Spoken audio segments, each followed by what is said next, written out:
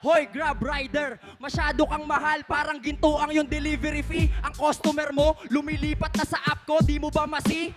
Panda ang logo ko, cute pero sa kalsada ay halimaw. Ikaw naman, kulay lumot, halatang walang bitaw. Yo, tignan mo ang kulay, laging fresh, laging pink. Sa bilis ko mag-deliver, di ka man lang makakablink. Habang ikaw tambay pa sa kalsada, naghihintay ng booking. Ako sunod-sunod ang batch, sa delivery ay laging king. Hoy Panda! Dito sa Grab, protektado ang rider. May insurance at seguridad. Hindi kami basta-basta sumasabak, kami ay may kalidad. Mura nga ang fee nyo, pero ang service madalas missing in action. Customer nyo tuloy sa amin humahanap ng satisfaction.